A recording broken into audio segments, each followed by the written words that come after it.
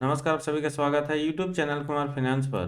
दोस्तों, इस वीडियो में हम बात करेंगे पीएसयू और new listed company life insurance corporation of India, जिसको शॉर्ट फॉर्म में हम एलआईसी के भी नाम से जानते हैं। एलआईसी का आईपीओ मई 2022 में आया था और इसका लिस्टिंग भी स्टॉक मार्केट में ऑलमोस्ट फ्लैट हुआ था, क्योंकि इस आईपीओ का प्राइस बैंड 902 रुपया से लेकर 949 रुपया रखा गया था, जबकि इसका लिस्टिंग करीब 918 या 920 रुपया के आसपास हुआ था। इस आईपीओ के स्टॉक मार्केट में लिस्टिंग बिल्कुल फ्लैट रहा, उसके पीछे कुछ रीजंस है। जैसे इसका प्राइस बैंड 902 रुपया से लेकर 949 रुपया जो रखा गया था, ये काफी हायर साइड में था, इसलिए वैल्यूएशन पॉइंट ऑफ व्यू से देखा जाए तो इसका तब का पी रेशियो करीब 125-26 के आसपास था। स्टॉक मार्केट में लिस्टिंग के बाद से ही इस शेयर में बहुत बड़ा करेक्शन आ चुका है अब तक। हालांकि पिछले कुछ दिनों का ट्रेंड अगर देखा जाए, इसमें एक पॉजिटिव मूवमेंट बना हुआ है, क्योंकि ये 600 रुपये से नीचे जा चुका था और वहां से फिलहाल ये 672-73 रुपये पर ट्रेड कर रहा है। इस शेयर का करंट मार्केट प्राइस जो 672 रुपया है, अगर लिस्टिंग के बाद से देखा जाए तो इसने अपने इन्वेस्टर्स को लगातार निराश किया है, क्योंकि अब तक इसने अपने इन्वेस्टर्स को करीब 24% के आसपास निगेटिव रिटर्न दिया है। फंडामेंटली देखा जाए तो ये कंपनी काफ़ी स्ट्रांग है और बिजनेस पॉइंट ऑफ व्यू से भी काफ़ी शानदार माना जाता है। तो क्या एलआईसी के इस शेयर को करंट मार्केट प्राइस पर बाई किया जा सकता है, या कोई भी गिरावट एक बाइंग अपॉर्चुनिटी है फ्यूचर में एक स्ट्रांग और अच्छा रिटर्न के लिए? फंडामेंटल और टेक्निकल डेटा फिलहाल इसका कैसा दिख रहा है? एनालिस्ट और ब्रोकरेज हाउसेज द्वारा इस शेयर को लेकर क्या टारगेट प्राइस दिया जा रहा है? ये पूरा डिटेल इस वीडियो में जाने उसके पहले मैं कहना चाहूँगा, अगर आप नए हैं इस चैनल पर या अब तक आपने इसको सब्सक्राइब नहीं किया है, चैनल को सब्सक्राइब करके बेल आइकन का बटन जरूर प्रेस करें, ताकि आने वाले फ्यूचर में हर क्वालिटी वीडियो का नोटिफिकेशन आपको मिलती रहे। दोस्तों, निश्चित ही आपको आइडिया होगा और नाम से भी काफी कुछ चीजें क्लियर हो जाती हैं। Life insurance corporation of India limited का मेजर बिजनेस लाइफ इंश्योरेंस का है, और इंडियन मार्केट को देखा जाए तो इंश्योरेंस सेक्टर में सबसे ज्यादा मार्केट शेयर इसी कंपनी के पास है, क्योंकि अभी भी ये कंपनी लाइफ इंश्योरेंस सेक्टर में 66% से ज्यादा का मार्केट शेयर होल्ड करती है। एलआईसी बहुत सारे इंश्योरेंस प्रोडक्ट तो ऑफर करती है, साथ में non participating products like unit linked insurance product, saving insurance products, term insurance products, health insurance और एन्युटी एंड पेंशन प्रोडक्ट्स भी ऑफर करती है अपने कस्टमर्स को। दोस्तों, ये कंपनी इंडिया में लार्जेस्ट इंश्योरेंस कंपनी तो है ही, अगर ग्लोबल बेसिस पर भी देखा जाए तो ये नंबर 5th पोजीशन होल्ड करती है, और एसेट पॉइंट ऑफ व्यू से ये नंबर 10th पोजीशन पर आती है वर्ल्ड लेवल पर। ये company largest asset management company है, क्योंकि प्रेजेंट टाइम में इसके पास करीब 43 लाख करोड़ के आसपास एयूएम यानी एसेट अंडर मैनेजमेंट है, जो इंडिया के जीडीपी का ऑलमोस्ट 17% है। दोस्तों, एलआईसी के बिजनेस के बारे में थोड़ा सा डिटेल से जानने की कोशिश किया जाए तो मार्केट शेयर इसका प्रीमियम्स के मामले में करीब 61.6% है, 61.4% न्यू बिजनेस प्रीमियम में, और 71.8% जो पॉलिसी ऑलरेडी इशू हो चुकी है। दोस्तों, एलआईसी के फाइनेंशियल फंडामेंटल को समझने के लिए कुछ की मैट्रिक्स पर नजर डालें तो मार्केट कैप इसका 4,24,945 करोड़ का है। बावजूद इसके शेयर का क्वांटिटी मात्र करीब 3.5% के आसपास ही अवेलेबल है मार्केट में ट्रेडिंग के लिए, क्योंकि आईपीओ आने के बाद भी गवर्नमेंट ऑफ इंडिया के पास इसका करीब 96.5% के आसपास स्टेक है। इस शेयर का करंट मार्केट प्राइस जो 672 रुपया है, अपने बुक वैल्यू के कंपैरिजन में काफ़ी ज़्यादा है, इसलिए वैल्यूएशन वाइज देखा जाए न सिर्फ ये काफ़ी ज़्यादा प्रीमियम वैल्यूएशन पर ट्रेड कर रहा है, बल्कि 24-25% करेक्ट होने के बाद भी अभी भी वैल्यूएशन इसका अट्रैक्टिव या चीप नहीं हुआ है। रिटर्न ऑन कैपिटल एम्प्लॉयड का परसेंटेज इसका काफ़ी स्ट्रॉन्ग 142% है, जबकि रिटर्न ऑन इक्विटी भी काफ़ी स्ट्रॉन्ग 48.2% है। दोस्तों, एलआईसी का जो Q2 रिजल्ट आया था सितंबर 2022 का, वो काफ़ी स्ट्रॉन्ग था। अगर उसका कंपैरिजन सिक्वेंशियल बेसिस पर किया जाए तो, क्योंकि जून 2022 में इसका सेल्स 1,68,071 करोड़ का था, जो सितंबर 2022 क्वार्टर में 2,16,355 करोड़ तक पहुंच जाता है। हालांकि अगर हम पिछले 6-7 क्वार्टर्स के रिपोर्ट पर नज़र डालें, इसके सेल्स में बहुत ज़्यादा ग्रोथ आता हुआ नहीं दिखेगा, क्योंकि मार्च 2021 में इसका सेल्स 1,89,073 करोड़ का था, जो अगले 2 क्वार्टर में डाउन होकर 1,54,1,74,000 के आसपास पहुंच जाता है, और ऑलमोस्ट ये फ्लक्चुएट होते हुए अभी भी ये 2,16,355 करोड़ तक ही पहुंचा है। ऑपरेटिंग प्रॉफिट इस पीरियड में बहुत ज़्यादा फ्लक्चुएट होता हुआ दिखेगा, और ये भी 3799 करोड़ से बढ़ के 15,365 करोड़ तक पहुंचा है, और ओपीएम परसेंटेज भी मार्च 2021 से लेकर सितंबर 2022 के बीच में एवरेज ही नजर आएगा, क्योंकि ये लगातार 1%, 2% या मैक्सिमम साइड में 7% बना हुआ है।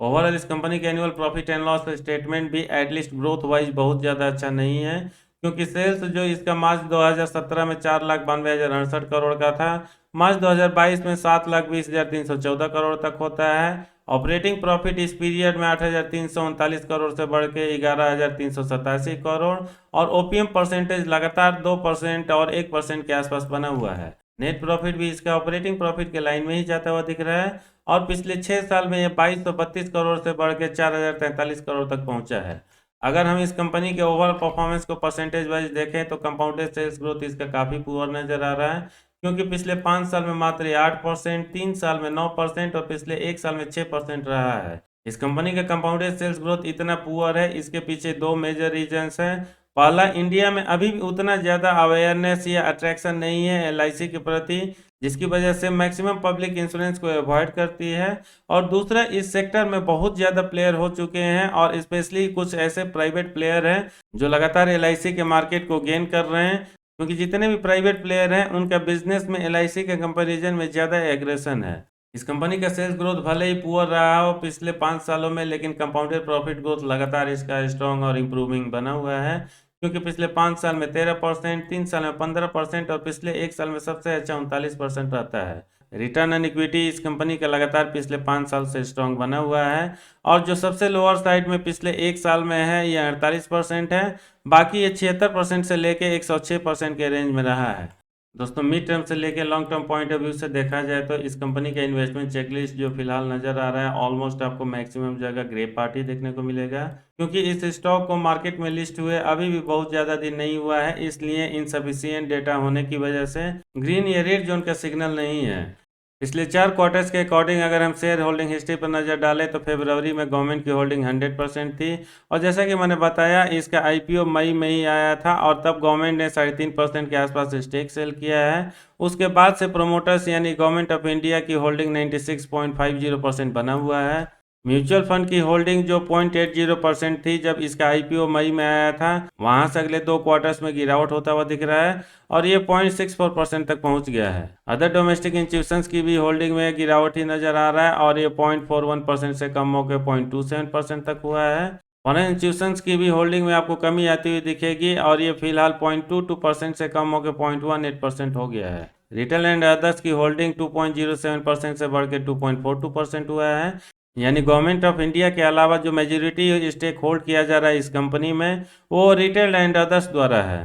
दोस्तों, जैसा कि वीडियो के स्टार्टिंग में ही मैंने बताया, बिजनेस पॉइंट ऑफ व्यू से कंपनी काफ़ी ज़्यादा स्ट्रांग है, इसलिए करंट टाइम में इसका शॉर्ट एनालिसिस का भी फॉर्मेशन काफ़ी पॉजिटिव और स्ट्रांग ही नजर आ रहा है, क्योंकि फेवर में स्ट्रेंथ 7, अपॉर्चुनिटी 5, टोटल 12 का स्कोर हो रहा है, जबकि अगेंस्ट में एकमात्र वीकनेस निकल कर आ रहा है। अगर हम लोगों के इंटरेस्ट की बात करें, किस तरह से उनका रुझान इस कंपनी में इंक्रीज हुआ है या डिक्रीज हुआ है, उसके लिए अगर हम वॉल्यूम एनालिसिस पर नज़र डालें तो लगातार पिछले 1 महीना से अब तक लोगों का इंटरेस्ट इसमें इंक्रीज हुआ है, क्योंकि चाहे शेयर की ट्रेडिंग क्वांटिटी हो या डिलीवरी का परसेंटेज जो लगातार स्ट्रांग बना हुआ है। ऑन एवरेज 1 मंथ डेटा के अकॉर्डिंग 21 लाख शेयर ट्रेड होता है एनएससी और बीएससी मिलाकर, जिसमें डिलीवरी का परसेंटेज 36.5 के आसपास रहता है। 1 वीक एवरेज डेटा के अकॉर्डिंग जरूर ट्रेडिंग क्वांटिटी कम होकर 17 लाख होता है, लेकिन डिलीवरी का परसेंटेज बढ़ के 49 के ऊपर जाता है। यस्टरडे डेटा के अकॉर्डिंग एक बार फिर से स्ट्रॉन्ग ट्रेडिंग क्वांटिटी होती हुई दिख रही है और ये 24 लाख तक पहुंच गया है और डिलीवरी का परसेंटेज यहाँ भी 41% के आसपास है। जबकि टुडे डेटा पर नज़र डाला जाए तो इसमें सबसे ज़्यादा न सिर्फ ट्रेडिंग की क्वांटिटी निकल कर आ रही है, बल्कि डिलीवरी का परसेंटेज भी सबसे ज़्यादा हाई और करीब 58 के आसपास रहता है।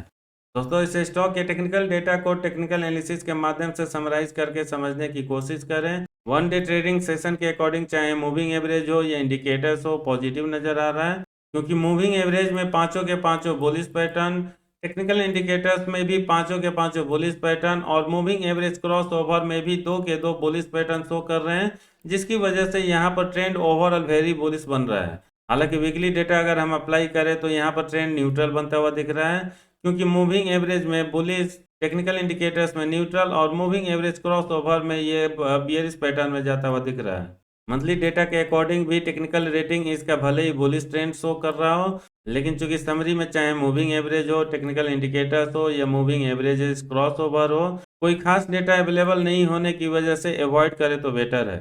दोस्तों, आगे बढ़ते हुए इस कंपनी के फ्यूचर आउटलुक के बारे में बात करें और मिड टर्म से लेकर लॉन्ग टर्म में ये कैसा रिटर्न दे सकता है उसके बारे में समझने की कोशिश करें। उसके पहले एनालिस्ट के क्या ओपिनियन है इस कंपनी और शेयर के बारे में, उसको देख लेते हैं। करेंट टाइम में 11 एनालिस्ट ने फोरकास्ट किया है इस कंपनी और शेयर के बारे में, जिसमें 82% एनालिस्ट का मानना है चाहे इस शेयर का ग्रोथ हो, रेवेन्यू ग्रोथ हो या अर्निंग पर शेयर ग्रोथ हो, आने वाले एक साल में अच्छा रह सकता है। इस शेयर को लेकर प्राइस फोरकास्ट जो दिसंबर 2023 तक के लिए किया गया है, ये 672 रुपये से 850 रुपये तक पहुंच सकता है और आपको 25-26% का एक अच्छा रिटर्न मिल सकता है। रेवेन्यू फोरकास्ट भी पास्ट परफॉर्मेंस के कंपैरिजन में काफ़ी ज़्यादा अच्छा नज़र आ रहा है, क्योंकि मार्च 2023 तक के लिए जो फोरकास्ट किया गया है, मीडियन साइड में यहाँ भी 12.25% के आसपास ग्रोथ आ सकता है। अर्निंग पर शेयर को लेकर भी एनालिस्ट का ओपिनियन इसमें काफ़ी ज़्यादा पॉजिटिव नज़र आ रहा है, क्योंकि यहाँ भी मीडियन साइड में 46% के आसपास ग्रोथ फोरकास्ट उनके द्वारा किया गया है। दोस्तों, यहाँ से इस कंपनी के फ्यूचर आउटलुक के बारे में बात करें तो जैसा कि हमने देखा, फंडामेंटली ये कंपनी काफ़ी स्ट्रांग है।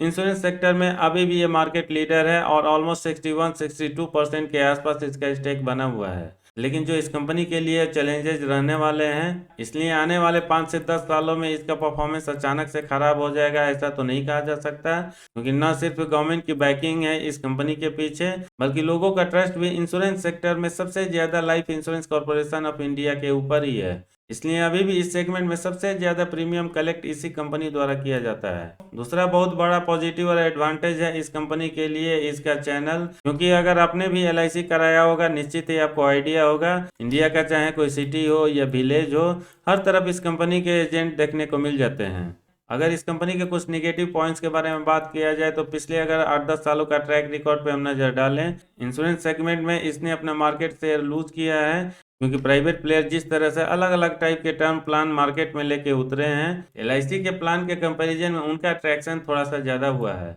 बहुत सारे प्राइवेट प्लेयर चाहे HDFC हो या ICICI हो, बड़े बड़े कॉरपोरेट घराने के साथ उन्होंने टाई अप करके रखा है, जिसकी वजह से उस पर्टिकुलर कंपनी या कॉरपोरेट में नौकरी करने वाला इंडिविजुअल है, उनको ऐसे ही प्राइवेट कंपनी से इंश्योरेंस या टर्म प्लान लेना पड़ता है, जिसकी वजह से LIC के कंपैरिजन में ICICI का जो इंश्योरेंस विंग है, उनका रेवेन्यू ग्रोथ हो या प्रॉफिट ग्रोथ हो, पिछले कुछ सालों में ज़्यादा अच्छा रहा है। फाइनली इस शेयर को करंट मार्केट प्राइस पर बाई करना चाहिए या अवॉइड करना चाहिए, उसके लिए मैं बताना चाहूँगा, जितने भी एनालिस्ट ने रेटिंग दिया है उनके अकॉर्डिंग इसमें अच्छा खासा ग्रोथ आ सकता है आने वाले एक साल में। और साथ ही 2 ब्रोकरेज हाउसेज ने भी इस शेयर का टारगेट प्राइस 750 रुपये से लेके 855 रुपये के आसपास दिया है। इसलिए करंट मार्केट प्राइस से देखा जाए तो आने वाले एक साल में 15 से 20% का लोअर साइड में तो ग्रोथ आपको मिल ही सकता है, लेकिन वैल्यूएशन वाइज देखा जाए तो अभी भी बहुत ज़्यादा अट्रैक्टिव ये नहीं बना है। और जैसा कि बहुत बार हम किसी PSU कंपनीज में देखते हैं, जब भी उस पर्टिकुलर कंपनी का शेयर मार्केट में हाई एंड हाई बनाता है, गवर्नमेंट OFS के थ्रू अपना स्टेक सेल कर देती है। इसलिए हो सकता है life insurance corporation of India के शेयर में भी अगर बहुत ज़्यादा जंप आए, इंडियन गवर्नमेंट अपना स्टेक थोड़ा सा कम कर दे। इसलिए बेटर है अगर आप इस शेयर को अपने पोर्टफोलियो में ऐड करना चाहते हैं, लगातार निगरानी बना के रखें और किसी भी तरह के डेवलपमेंट को लगातार क्लोजली वॉच करें। पर्सनली मुझे अगर इस शेयर को अपने पोर्टफोलियो में ऐड करना होगा शॉर्ट टर्म के लिए, मैं इसको कंसीडर कर सकता हूं, लेकिन अगर मिड टर्म से लेके लॉन्ग टर्म तक के लिए मुझे इसको कंसीडर करना होगा, एटलीस्ट करंट वैल्यूएशन पर, तो मैं इसको अवॉइड करूंगा, क्योंकि मुझे बिल्कुल ऐसा नहीं लगता, जितना भी डिटेल एनालिसिस मैंने किया उसके बेसिस पर आने वाले 4-5 सालों में ये शेयर अपने इन्वेस्टर्स को 20% से लेके 25% एनुअल CAGR ऑफर करेगा। बाकी आप क्या सोचते हैं, अपना ओपिनियन कमेंट करके हमें ज़रूर बताइएगा। इस वीडियो में इतना ही, उम्मीद करता हूँ आपको पसंद आया होगा, इसलिए लाइक का बटन प्रेस करके इस वीडियो का लिंक अपने दोस्तों के साथ जरूर शेयर करें जो life insurance corporation of India share में इंटरेस्टेड हैं। पूरा वीडियो देखने के लिए धन्यवाद। जय हिंद।